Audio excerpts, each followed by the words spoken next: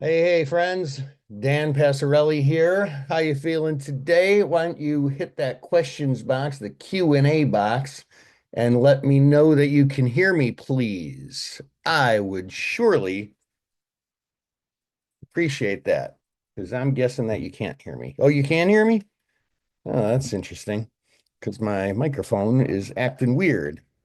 Do I sound a little different today?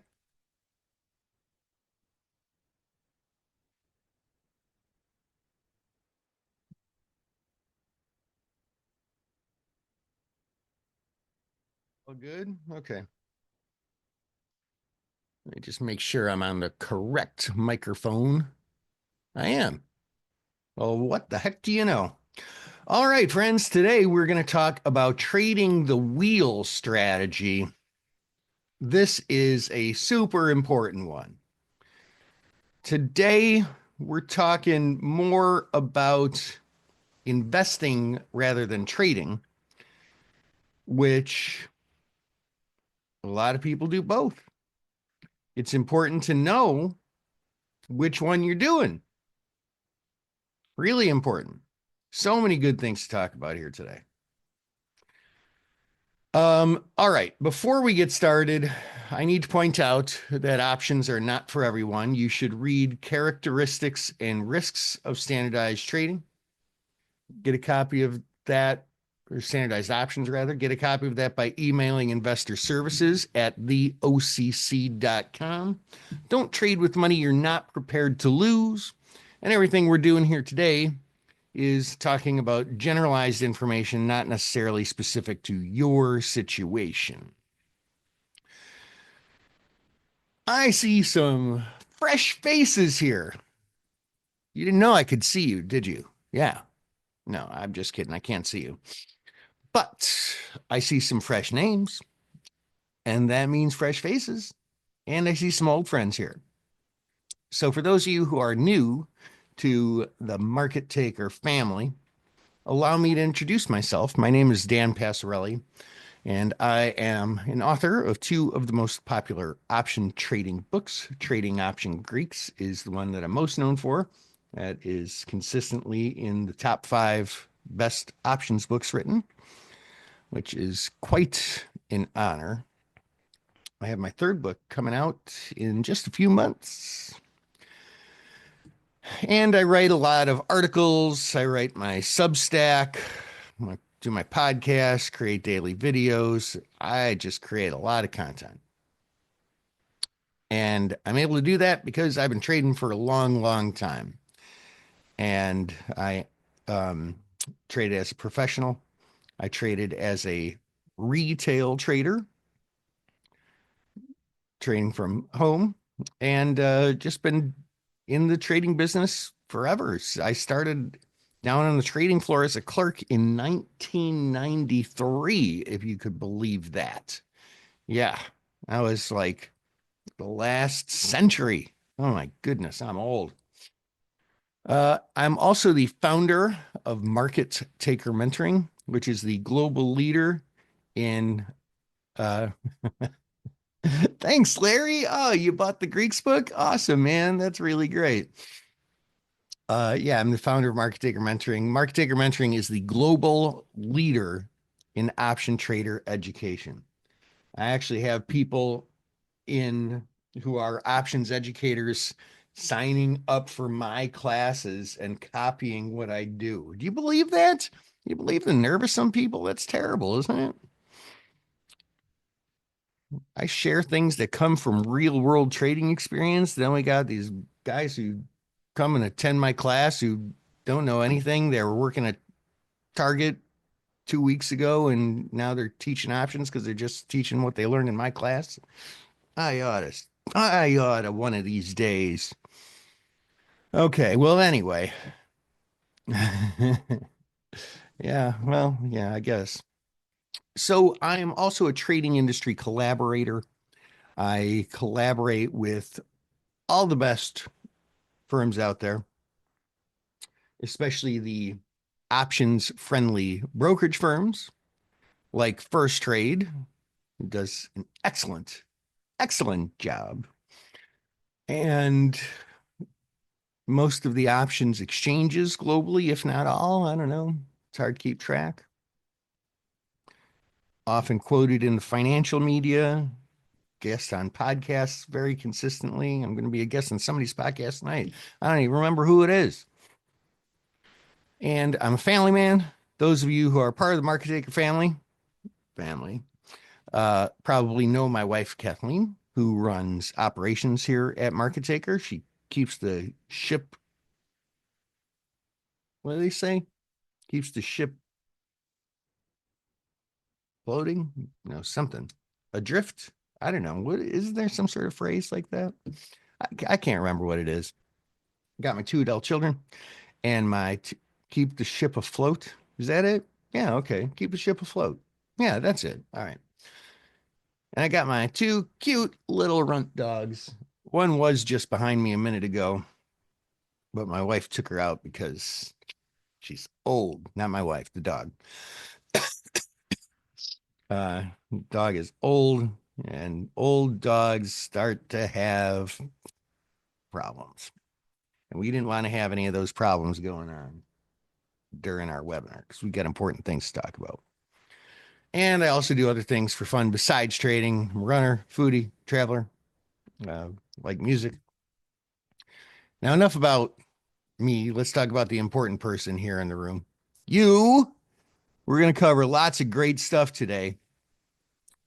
While we're doing that, I also would like you to have the opportunity to get even more out of this today. So if you go to markettaker.com, that's market like stock market, taker like take what is rightfully yours, 2 T's in a row, markettaker.com, and just go to the top right hand side there under join free. If you click join free, there's lots of great other classes for you. We put you on our email list so that you can get our newsletter and invitations to complimentary online trainings. It is well worth the price of admission, which is free. And if you want some really, really deep trainings, well, you can get that too. I have a Substack where I really drill down on a topic, typically once a week. In fact, I'm planning on writing a new one of those either today or tomorrow, so you're in perfect timing. My Substack is wealthbuildingwithoptions.substack.com. So if you go to Substack and just search Wealth Building with Options and or Dan Passarelli, you'll come to my Substack, which is your ultimate hub for daily wealth building strategies. Get access to exclusive tools to help you crush it, like trade alerts from our head coach, John Kamisik, ex-Goldman guy. Get actionable trade ideas delivered right to you. I write an article, and at the end of it, after I really drill down on a topic, I post my wheel trades that I made in my own real life IRA. Talk about how I'm managing them. There's no filters, just the real deal. And early access to the Wealth Building with Options podcast. Wait a minute now. Hold on a second. The Wealth Building with Options podcast is out. Yeah, the Wealth Building with Options podcast is out. So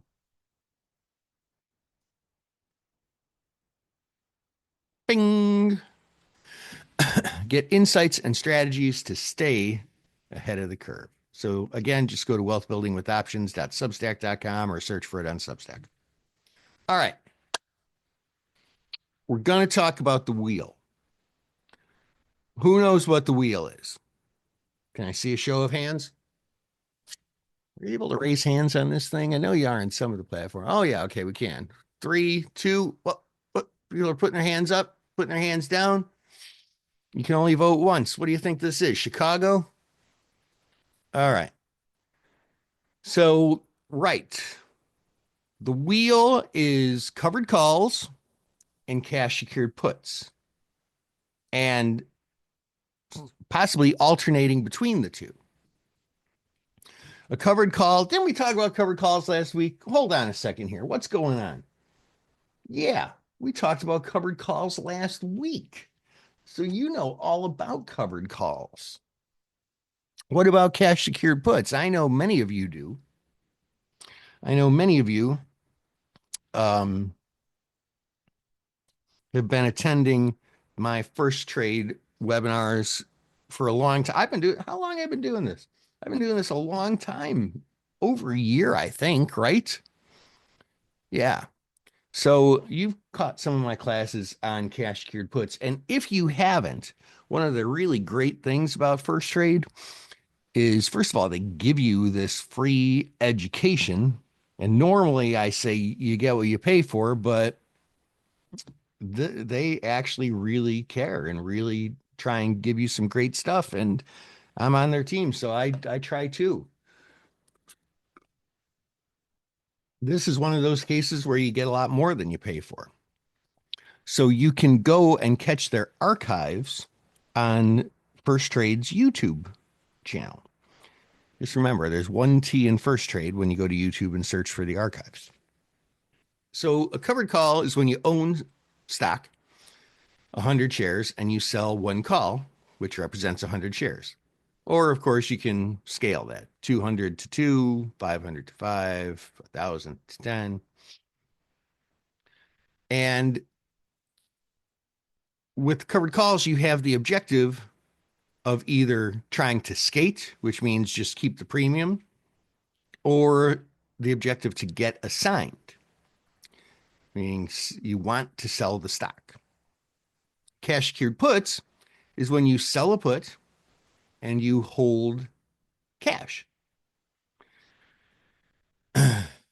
You hold the cash in case the put is assigned at the strike price. So then it's no big deal. You're not putting on a leveraged position or anything. Now, I say in case the put is assigned, well, you again have the same two potential objectives here. Your objective could be to skate and not get assigned, but you have the cash just in case. Or your objective is to get assigned and therefore buy the stock because that's what you want to happen. And so therefore you have the cash because you want that to happen. So I mentioned this before we even got started here today.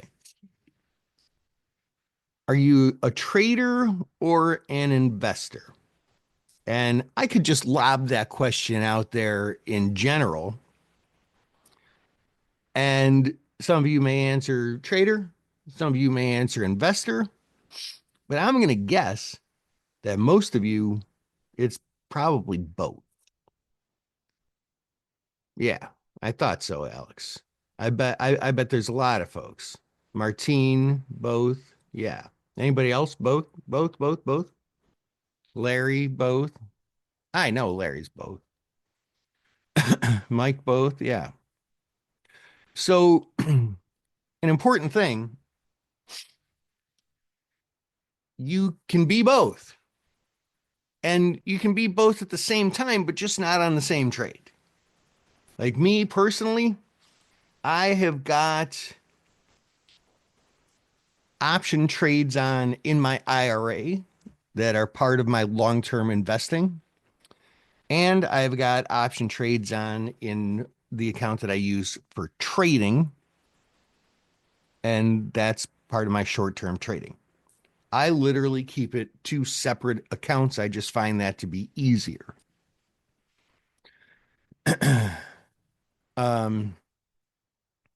Option traders don't necessarily need it to have a directional bias, but covered call and cash secured put investors do. So we're always looking for decent enough stocks that we want to own potentially. Even if we're doing it to skate and trying not own the stock or covered calls to trade out of a stock, we wouldn't be doing it on a stock that we're super bearish on because we've got the downside risk. And so within our lexicon of strategies, there are some specific strategies and specific techniques when it comes to investing with options. Now, how do we select the underlying for covered calls? Man, I forgot. This is actually a really good class here today. I got some really great stuff in it. I usually try to put great stuff in every one of my presentations, but this one is particularly good. When we're selecting the underlying for covered calls, generally we want stocks above $20 a share. That's not a hard, fast rule, but it makes it a little easier because, the bid ask spread and commissions tend to make up a much bigger percentage of the trade. It cuts into our profits a lot more when we're looking at really cheap stocks. Like, cheap is not as in good value, but low dollar amount. Because the options are consequently low dollar amount. And so therefore the bid ask and the commissions eat up a lot of our potential profits. We want liquidity in the underlying stock and especially in the options. So, we're typically looking for stocks that trade more, and we're looking for options that trade more. How do we measure liquidity when it comes to options? Well, we look at the bid ask spread and we see how tight it is. Now, if we're like looking to sell one covered call, that's really all we care about is how tight the market is. But if we're going to be selling 10 of them or 20 of them or something like that, then we're also going to care about the size too, the size on the bid and the offer. And a nice, really easy way to look at that is to look at volume and open interest. But like I said, if you're trading a one lot or a two lot, volume and open interest doesn't really matter all that much. Main tenet here. Less time to expiration tends to be better for both covered calls and cash secured puts. Why?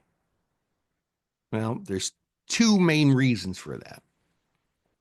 One is you can adjust the strike. Let's take a cash secured put. Let's say there's a stock at 100, I sell the 90 strike put. And maybe my objective is to skate. I don't actually want to get assigned on this particular imaginary one. I just want to keep the premium, let it expire, maybe do it again.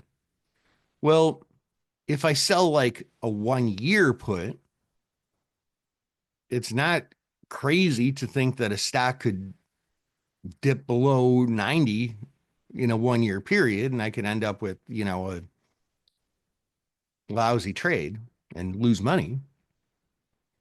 But if I sell a 1 week option, yeah, I get less premium, but we'll talk more about that in a second. But let's say the stock kind of goes down and is closer to the strike price. Well, if it's just a 1 week option, I can buy it back and I can roll it down to the 85 strike. If it's a 1 year one, I can do that, but I'm more locking in a loss when I do that. So it's just not as good when it's a longer term option. And also we can potentially get higher theta. Now, there's a lot of factors that go into that statement. And I think that a lot of people make the mistake of saying, oh, yeah, shorter options, higher theta, and just believe that to be universally true, but it's not. If it's very close to the money, it's pretty true usually. But if the option is farther out of the money, sometimes you get a higher theta with a longer dated option. So we always want to look at the actual theta. We'll talk more about that in a second.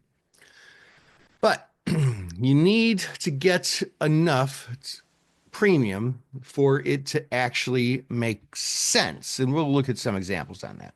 Strike optimization can be different with covered calls and cash secured puts compared with other strategies like credit spreads. Oh my goodness. Oh my goodness. Bout of the hiccups. With covered calls and cash secured put investors, generally,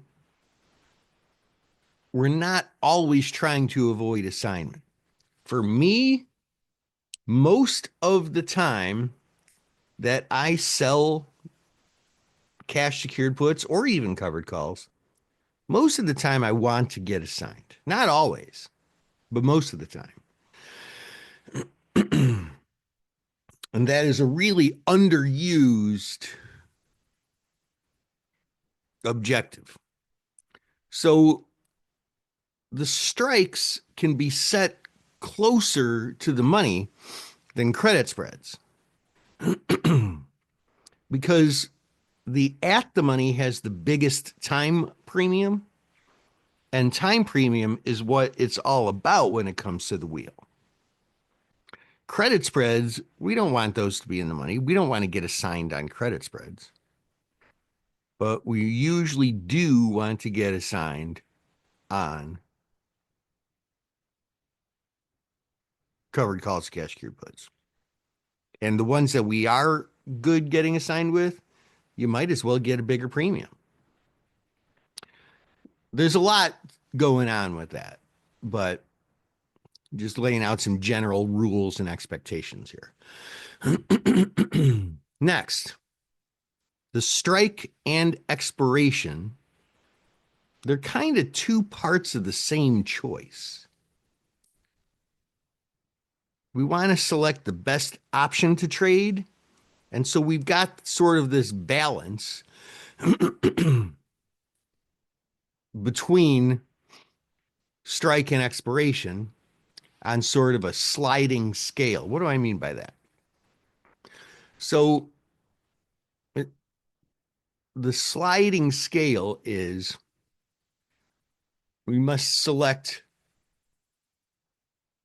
if we go out farther in time, like sell a longer dated option, we're probably going to want to sell a higher strike. Or let's look at that the other way around.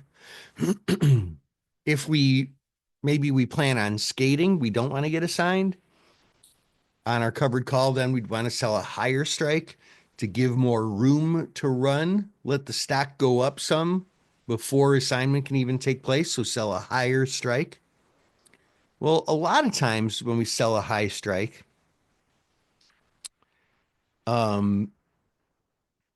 if it's not a lot of time until expiration, it can be really, really cheap. So we have to go out farther in time to get a decent enough premium, but the farther we go out in time, the more uncertainty there is. Oh, I love this stuff. I love this stuff. That's why I just wrote a book on all this. It's not out yet, so. So let's see here. Let's see here. Let's look at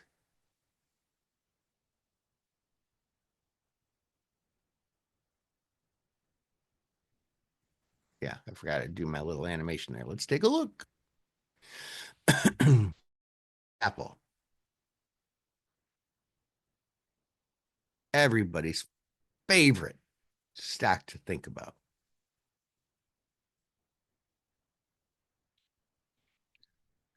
So let's say I think that Apple, which is currently at 285, I think it could get up to 295. And this is just a hypothetical example. I don't necessarily actually think this.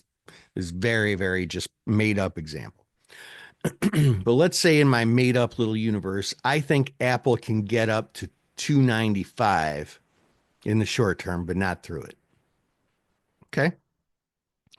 I own shares of Apple, but I don't want to sell those shares of Apple.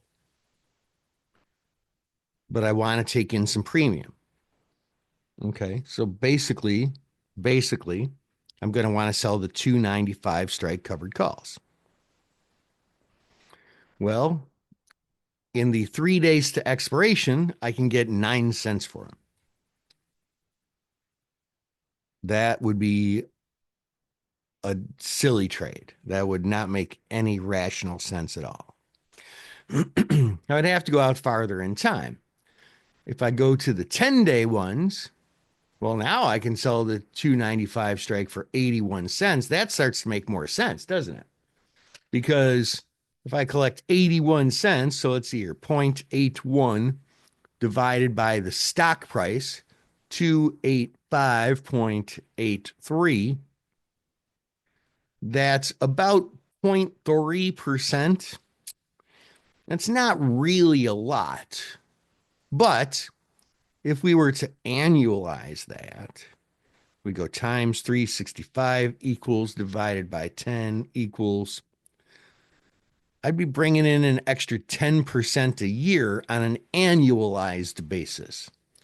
Now, let's talk a little bit about annualized basis. There's a lot of people out there who talk about covered calls and they talk about annualizing returns, and it's very useful. I analyze returns on every single covered call or cash secured put trade I make. But you got to be a little realistic about it. Let me rephrase that. You got to be very realistic about it. Because look, if I were to make a trade like this every 10 days or every 2 weeks or whatever, not all of them are going to work out. Some of them, the stock's going to bust higher through my strike price. So when I say annualized return, it's really what I'm making on an annualized basis on this trade over the next 10 days.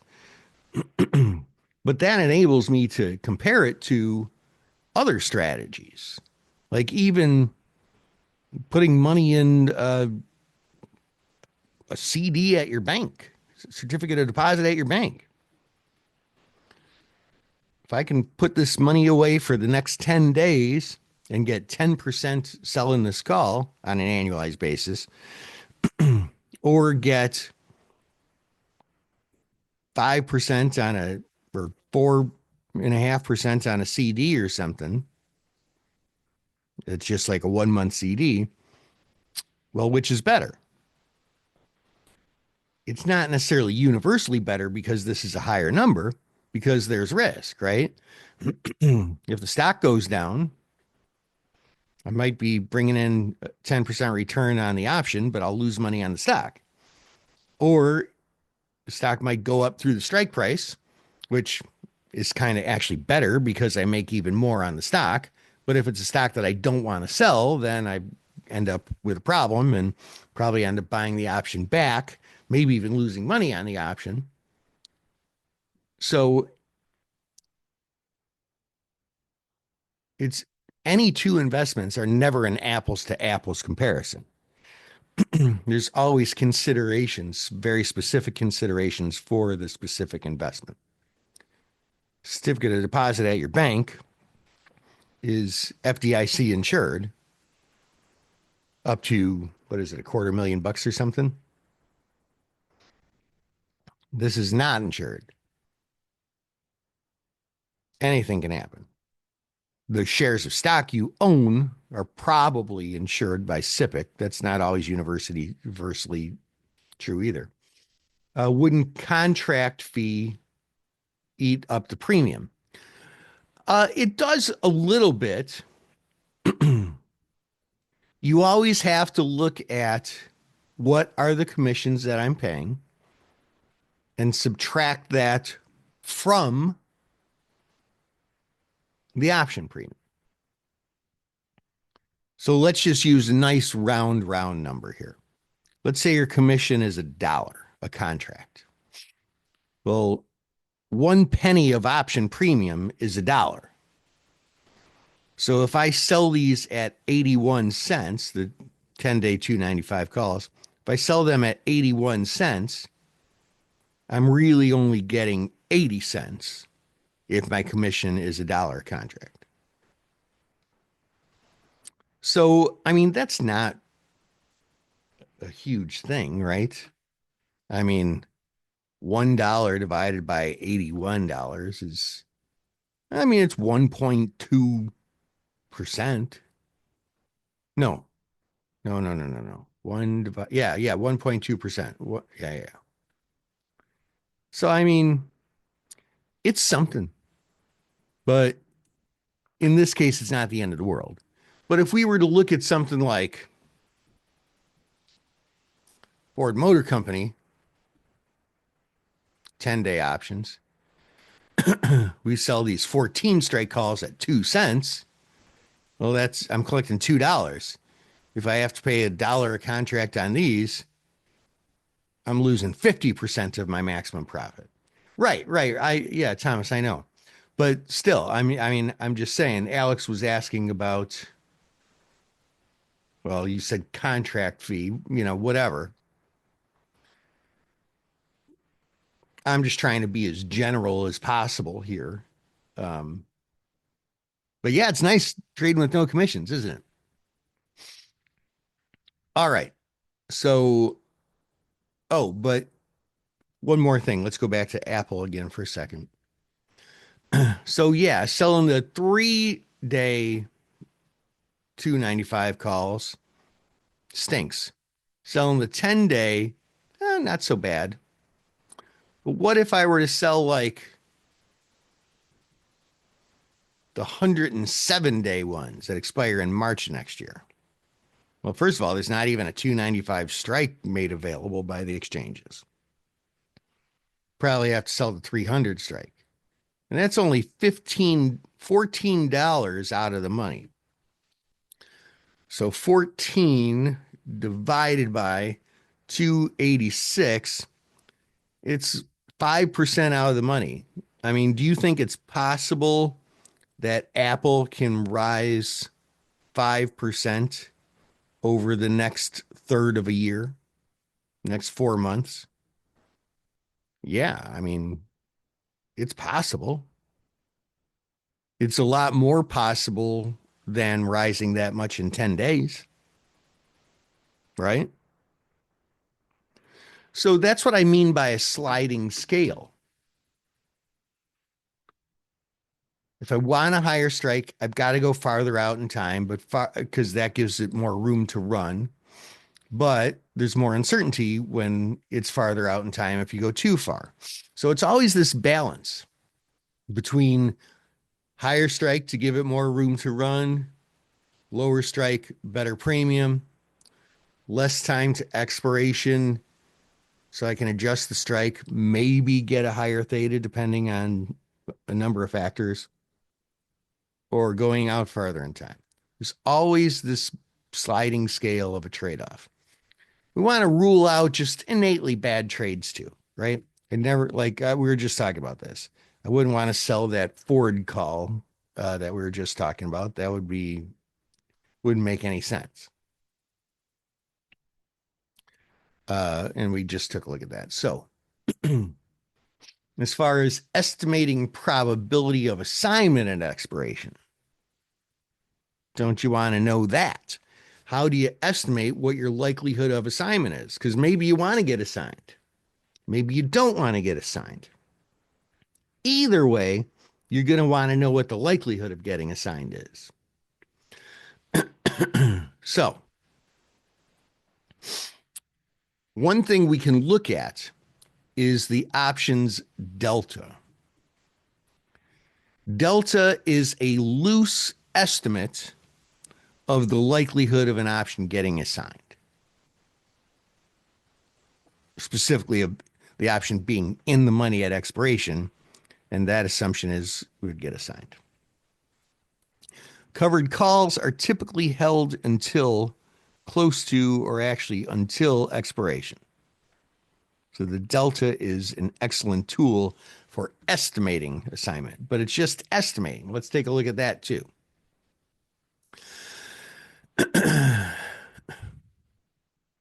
So So we can go there.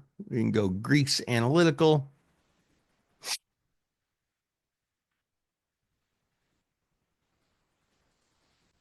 And we can look at these 295 calls. They have a delta in this case of 0.259297. What the heck does that mean?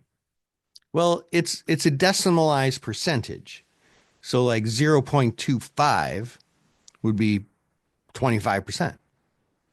Here we can kind of round it. If we were to round it, it really round out closer to about 26%, right? So what does that mean? Well, the trader's definition means it's a loose rule of thumb. Get out of here, Google. It's a loose rule of thumb that there's 26% chance that that call will be in the money at expiration. Now, I say loose rule of thumb because that math is not actually super correct. But every trader I know uses that as just a loose rule of thumb estimate. Don't, get super hung up on it. And you can see, and look, this is what I was talking about. If we go to the 12-day, we were just looking at the 16-day ones. If we go to the 12-day ones, well, now the 295 calls, they only have an 18% chance. That's just what I was talking about, right? When there's less time, and if we go to the 3-day ones, the 295 calls, they only have a 4.4% chance. Why? Because stocks can move more when there's more time until expiration. All right. Early assignment is done. Can you get assigned early? Yes, but there are some specific times when you may get assigned early. First of all, I want you to know anything can happen. Okay? I'm going to give you some rules of thumb to estimate and educate yourself on likelihood, not guarantee. So typically, if there is a lot of time value, extrinsic value in the option, they're unlikely to get it assigned to you. You're short them, so you don't exercise them. The person who's long them exercise them, and you'd get assigned. Only options that are mostly intrinsic value tend to get exercised and assigned. For call, and it's different between calls and puts. For calls, market makers are short stock against long calls. They trade delta neutral. So if they buy a call, they're going to short stock against it. And they earn what is called a short stock rebate. When professional traders sell short stock, they borrow the shares, they pay a fee to borrow them, but then they collect money when they sell the shares, and that sits in an account and it earns interest. Market makers like that. But if they're short the stock, they don't get the dividend. In fact, not only do they not get the dividend, but they have to pay the dividend. So if the ex-dividend date is near,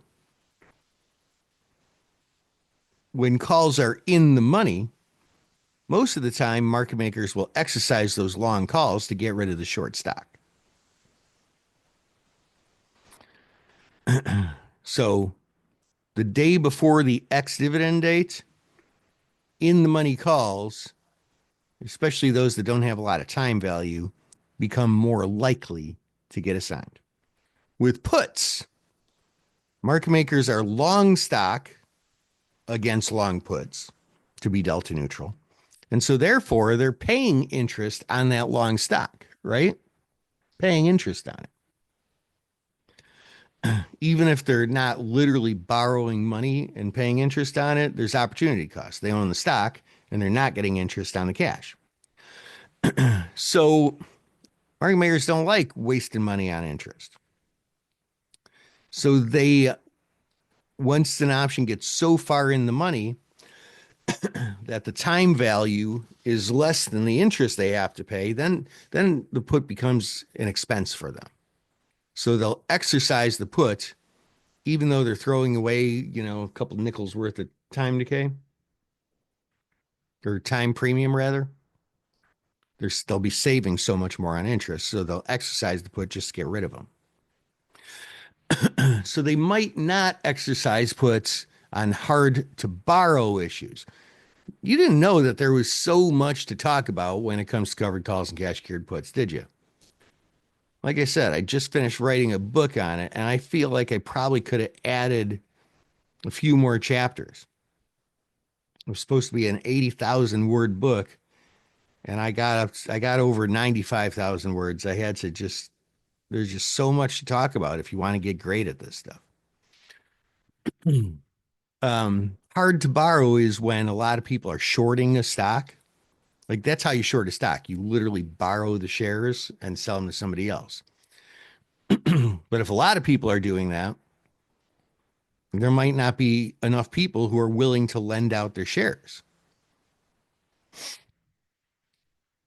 All right. So deep in the money puts.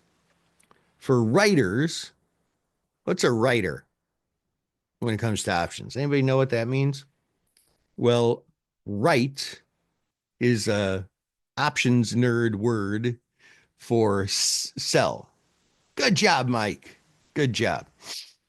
Got it right under the wire there. You hit send right before I said the words. So good job. That would be us in this case. Wheel traders, covered call or cash secured put traders. We are selling or writing options. Once the time value is gone, there is no benefit to being short the option. The benefit with covered calls or cash secured puts is the time premium. The in the money value doesn't decay. It's sort of like a hedge. So if not assigned, you should close or roll to an option that does have time value. Once an option is so deep in the money. Does that all that makes sense? Okay, how about at risk of assignment? More often than not, assignment is part of a plan. However, there are some risks. The enemy seldom agrees with your plan. In this case, the enemy is the market. So sometimes the stock might make a big gap lower, resulting in your cash secured put getting assigned at an unfavorable price. Like, geez, I didn't think that was going to happen. I was just trying to make a couple of bucks by selling this put, and now it's in the money by $15, and I lost thousands of bucks. It happens. But once it does, the damage is done. Even if you don't close the trade, the damage is still done. So you have to reassess. If you're short or deep in the money put, you're long a bunch of deltas. Do you want to be long a bunch of deltas? If the answer is yes, because you think it's going to come back, then you should probably keep it. If the answer is no, because you're afraid it could continue going down, you better not just be holding on to it for hope. But if you get assigned, you can then sell covered calls. And if that stock is still lower, usually the implied volatility is higher. And so you can sell decent covered calls in down markets. If there's a big gap higher, that could result in the covered call getting assigned. So there's a potential problem. If you get assigned, well, what do? The stock's gone. Do you buy the stock back? Well, I mean, one thing you could do is you could Maybe sell a cash secured put. Let's take a look at that. If on a covered call, I get assigned, I have two choices. One, sell cash secured puts. Two, wait for a pullback, like for the stock to go back down because it went up too much. Wait for it to go back down and then sell puts. There are risks for both of these. I wish that there was a universal answer. I mean, really, the best answer is probably most of the time to just sell puts. Even if you have to sell a higher strike and risk negative scalping, you're collecting extra premiums. So it's usually better to just sell puts. But there is risk. You have downside risk. But hey, let's face it. When you owned the shares, you already had downside risk. Now you're just taking the downside risk back, but you're also getting a premium. I could wait for a pullback, but sometimes that pullback never comes. Or it comes way too late. Alex,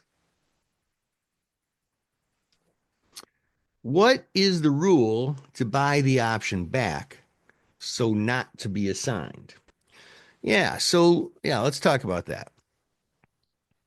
Let's say I own 100 shares of a $100 stock and I sell the 105 strike call at $1.50 or at $1. Now let's say the stock goes up and it's trading at 106 and there's still a few days to expiration. Well, presuming you don't want to get assigned and therefore sell the stock and lose it,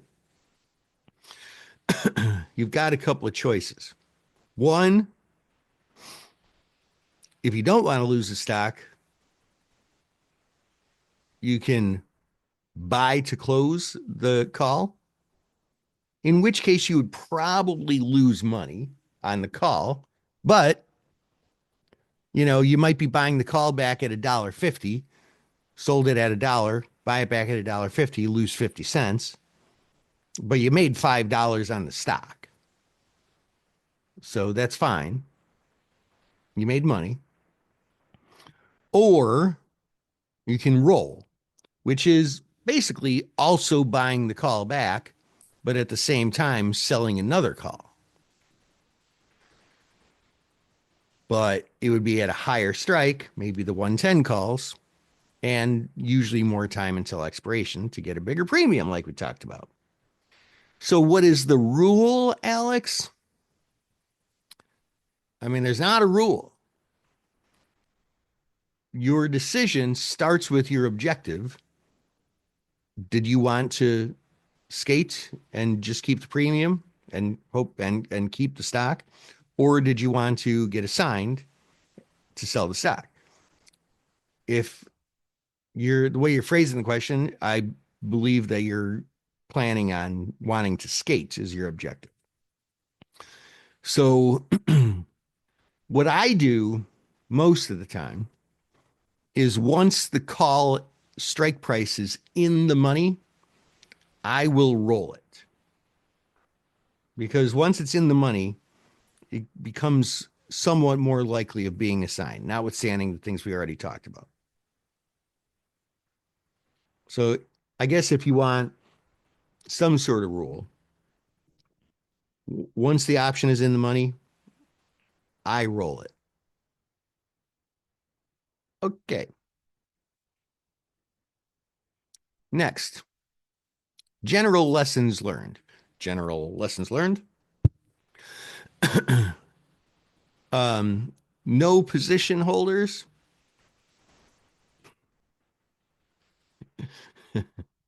So sometimes if that covered call gets assigned and I just figure, oh, I'll wait for it to pull back. Sometimes it never pulls back. And it's like the Charlie Brown Christmas special. Or no, not Christmas special, Halloween special. Remember when like the kids, the peanuts would go around and they would trick or treat and they'd be like, "Oh, what'd you get? Oh, I got a candy bar. Oh, I got this." And Charlie Brown would be like, "I got a rock." That's kind of what it feels like when you get assigned on your covered call and you wait for the stock to pull back and it doesn't pull back. It stinks. You got to be in it to win it. Fear of being wrong is what keeps traders out. But here's the big secret. You're always wrong when it comes to selling options. I mean, how many times have you sold a covered call and the stock rallies right up to the strike price and expires a penny out of the money? That actually happened to me about 3 months ago.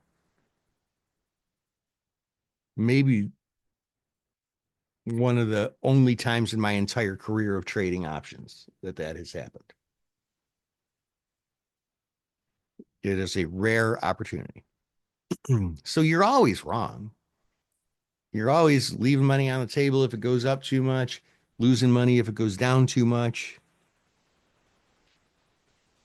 So you should try and overcome the fear of being wrong because in the long run, the premiums collected outweigh temporary direction losses. So what am I saying by this? Let's say you sell, okay, you've got 100 shares of $100 stock. You sell the 105 straight calls at a buck. All of a sudden, the stock just jumps and it's trading at 112. Well, let's say they're dollar strikes. It's trading at 106. Okay, so pooey, you left some money on the table there with your covered call, right? You made $5 on the stock, you made $1 on the option, or you get to keep the dollar on the option, but your stock is gone. So you made $6 where you could have made $11 if you just held the stock and didn't sell the call. Okay, so now here's what a lot of investors will say to themselves. Okay, well, if I sell that 105 strike put, then if I get assigned, it doesn't matter. It's like I never got assigned on the call and I get to keep two premiums. Great idea. Let's do it. And they look at how much they can sell the put for, and it's like 40 cents or 30 cents. Let's say 30 cents. Well, that doesn't make any sense. Why would you do that? You say, well, because I could get assigned. Well, whoop de frickin' do. You can just buy the stock if you want to own it. The 30 cents barely benefits you at all. Let me say something crazy. What if you sold like the 106 strike calls or puts rather, and maybe you collect $1.50? Oh no, but then I'll negative scalp the stock. I sold it at 105. I'm buying it at 106. I lose $1. That'd be stupid, Dan. Would it though? If you take in, if you took in $1 the first time and you take in $1.50 the second time, it's $2.50. If you negative scalp out $1 of the stock, it's you made $1.50. So I think it's important to be open-minded to open yourself up to negative scalping the stock. It doesn't really matter in the long run. Studies show consistent rolling outperforms in the long run, but what if the implied volatility is underpriced? Because here's the big secret. And this is something I talk about in the book that's going to be out in April. One of the justifications for why covered calls and cash secured puts work is because there's something called the risk premium. The risk premium, like if you think of options as insurance, how do insurance companies make money? Well, they figure out what the average likelihood of somebody crashing their car is and the average amount they'll pay out over a 6 month period. And they basically say, look, on average, we're going to lose $400 in paying out premium, times all the people, times all the prices, or divided by all the people, divided by all the prices that I pay out. Every customer we sign up, we're going to lose on average $400. Okay, well, we'll make the premiums $500. So in actuality, they make $100 statistically on average. That's kind of how options work. The implied volatility, I mean, that's basically how they set the insurance premiums. Implied volatility tends to be overpriced statistically on average in the long run. Not always. Sometimes it's underpriced. If it's underpriced, we may consider not selling covered calls. It's okay to, but those who are really active with it may consider not doing it. What about specific situations, such as looking for a correction or a breakout? Is it okay to sit out selling the covered call or cash secured put then? Yes, it is. Selling underpriced options is unfavorable. However, in the long run, because there is a risk premium and implied volatility is usually overpriced, if I just always sell options, there's a case to be made that I'm putting myself at an advantage. If I'm overwriting individual equities, selling covered calls and individual equities, it might make sense to select a different equity that does have overpriced volatility and get out of selling the underpriced volatility. Sometimes volatility is overpriced, but cheap. That can be an unfavorable time to write options too. Like those of you who are watching this live, implied volatility is reasonably high across the board now.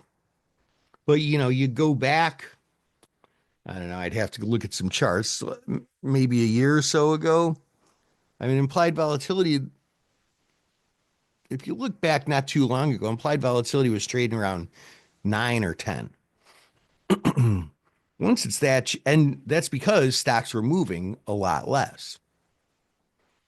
That can be a tricky time to be selling options too, even if they're overpriced by a volatility analysis standpoint.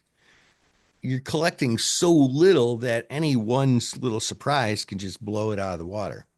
What's a good IV for weekly options, Howard? It depends. You want to compare the implied volatility to the historical volatility. You want to compare it to itself. And you want to kind of forecast what volatility is likely to do in the future. So it's all relative. In one stock, a good implied volatility could be 25. That could be a high implied volatility for one stock, something like AT&T or something, or SPY. For another stock, a 40 implied volatility could be way too low. Something like, gosh, I don't know. I'd have to look around a little bit. Maybe Palantir or Micron, something like that. So the answer is it's relative. What about buying an option at 10 or 25 cents when it's a few days to expiration? Buy option and sell another covered call to get a higher premium. A trader after my own investor, after my own heart here, Alex. That's exactly what I do. I always close my covered calls and cash secured puts before expiration, because at some point they're just not good anymore. So when I'm looking for a correction or a breakout, most of the time you're going to be wrong. So you got to treat that as a very special case. Staying out of SPY in the second half of 2025 could have led to greatly reduced profits. However, capitulation trades, where a stock or the market just gets smashed, they can lead to way oversized profits. But that's an opportunity that comes along like once every 10 years. We saw that in April of this year. And it's probably not every 10 years. It's probably more like every 5 years, but you're probably going to have to wait about another 5 years to see that. We saw that with the COVID thing in 2020. We saw it with whatever Liberation Day or whatever the heck they called it in April of this year. Those are the last two times we saw capitulation trades. If you were out of the market, sitting in a lot of cash at that point, great. But those are really, really hard to predict. Upside breakouts tend to lead to lower volatility, making planned covered calls less desirable. Also, always recycle. Selling cash secured puts on capitulation can be strategic, but again, predicting it can be very, very difficult. So generally, we want to use the recycle trade as often as possible in IRAs. We just want to cycle it. Sell a covered call, get a sign, sell a cash secured put. We skate, sell another cash secured put. We skate, sell another cash secured put. We get a signed, take the shares, sell a covered call. There's a lot of evidence that it makes sense to always be in it. And if we don't want to own the stock, we can always sell like an in the money covered call. We just want to make sure that we have some time premium. Also, think about the in the money repair call as cash secured put. We don't have time for a whole big explanation on that, but I'll give you a little homework. Look up synthetics, and you'll see that an in the money covered call is the same as an out of the money cash secured put. All right, friends, next week, what are we talking about next week here? Gosh, what is today's date? Oh yeah. So next week we're talking about setups, exits, and statistical advantage. That's going to be a great one. All right, friends, I will catch you next week. Thanks for joining. We'll see you next time. Bye. Trade smart.